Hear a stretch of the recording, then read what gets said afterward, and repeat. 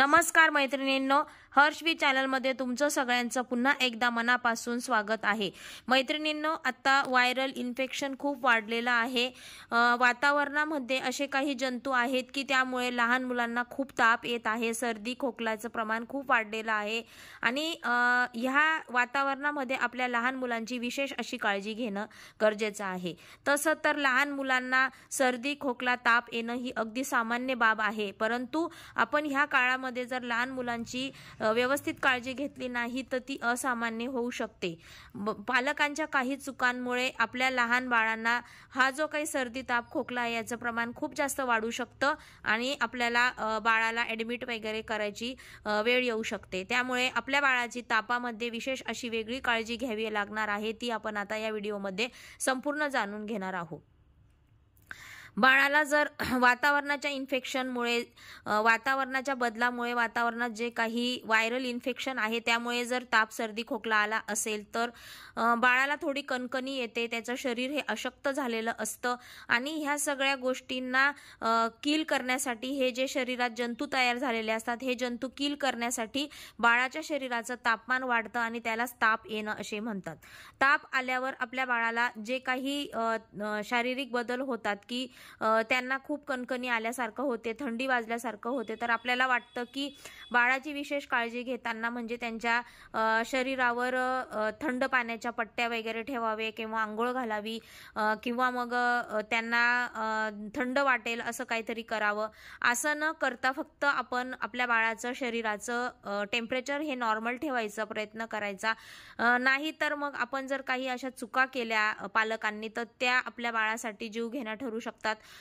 जसं म्हणजे आपण बाळाची जर तापात व्यवस्थित काळजी घेतली नाही तर आपल्या चुकांमुळे बाळाला झटके येणे किंवा मग पुरळ येणे शरीरावर किंवा मग शरीराचा एखादा पार्ट हा डॅमेज होणे असा त्रास होऊ शकतो आणि म्हणून आपल्या बाळाची तापात ही विशेष काळजी घेतली पाहिजे।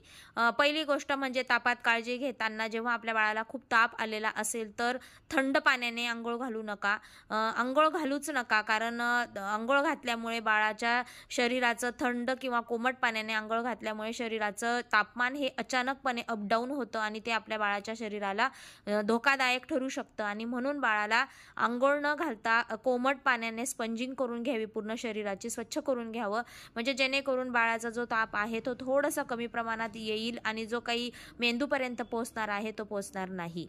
त्याचप्रमाणे बाळ जर तापामध्ये खात नसेल तर त्याला खूप फोर्स करू नये, कारण तापामध्ये त्यांना उलटी आल्यासारखं होतं आणि जास्त उलटी वगैरे होईल आणि बाळ चिडचिड करेल आणि जेवण तर अजिबात करणार नाही। त्यामुळे आपण बाळाला खाऊ घालताना अगदी गोडीने थोडंसं खात असेल तर खाऊ घाला, नाही तर फोर्सफुली खाऊ घालू नका।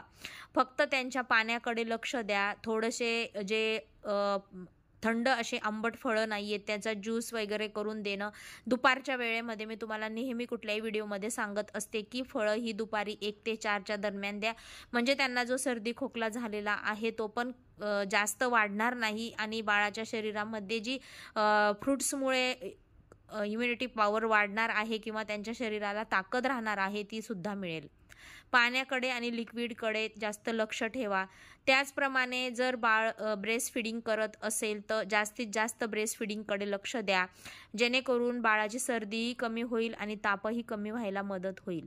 अजून एक गोष्ट म्हणजे आपल्या मनात विचार येतो की आपल्या बाळाला आपण जर खाऊ घातलेलं नाही आहे तर तापाचं औषध कसं द्यायचं, तसं काही नसतं, कारण हे तापाचं औषध जे आहे ते आपण रिकाम्या पोटी सुद्धा देऊ शकतो, ते चालतं। आम्ही आत्ताच आमच्या नातूला ताप आला होता तेव्हा डॉक्टरांना विचारलं, तेव्हा डॉक्टर बोलले की तापाचं औषध हे रिकाम्या पोटी दिलं तरी सुद्धा चालतं आणि म्हणून आपण तापाचं औषध रिकाम्या पोटी देऊ शकतो।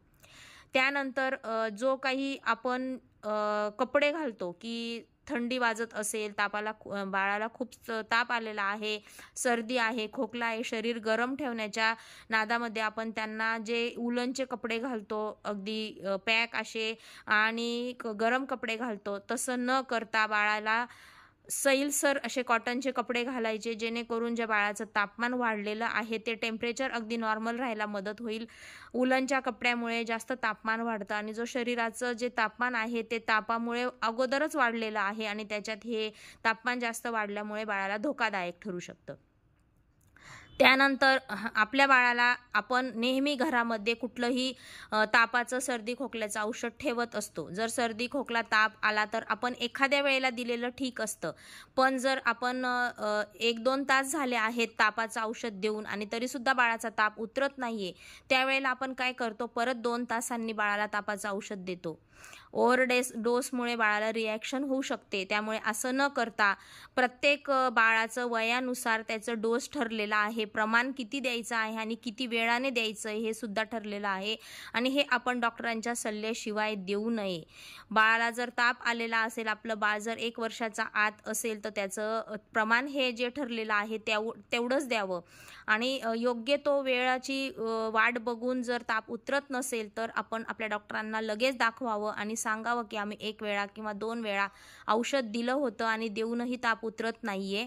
तर रात्रीची वेळ असेल तर एखाद्या वेळेला तापाचं औषध न विचारता दिलं तरी चालतं, परंतु सारखं सारखं देऊ नये, डॉक्टरांच्या सल्ल्यानेच द्यावं. त्याच्यामुळे बाळाला रिॲक्शन होऊ शकते आणि आपल्या बाळाला रिॲक्शन होऊन ती स्टेप अगदी पुढे जाऊ शकते. त्यामुळे त्या गोष्टींकडे चांगलं लक्ष द्यावं. त्याचप्रमाणे आपलं बाळाचं जे घरातलं आपलं रूम टेम्परेचर आहे बाळाला ठेवण्याचं, तेही आपण अगदी मेंटेन ठेवलं पाहिजे. जास्त थंड किंवा जास्त गरम ठेवू नये.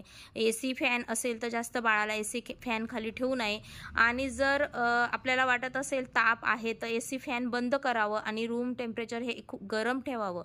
हेही चुकीचं आहे, कारण बाळाचं नॉर्मली टेम्परेचर हे तापामुळे वाढलेलंच असतं आणि त्याच्यात आपण जर गरम टेम्परेचरमध्ये बाळाला ठेवलं तर त्रासदायक ठरू शकतं. म्हणून रूम टेम्परेचर हे अगदी नॉर्मल ठेवा, म्हणजे जेणेकरून बाळाचं जे शरीराचं तापमान आहे ते पण व्यवस्थित राहील आणि त्यांचं जे औषधं व्यवस्थित दिलेली आहेत त्यामुळे बाळाचं तापमान व्यवस्थित राहून त्याचा ताप उतरायला मदत होते.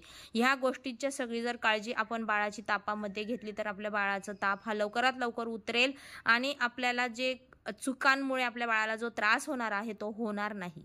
असेच नवनवीन व्हिडिओ घेऊन मी तुमच्या भेटीला येत राहीन. तोपर्यंत बाय.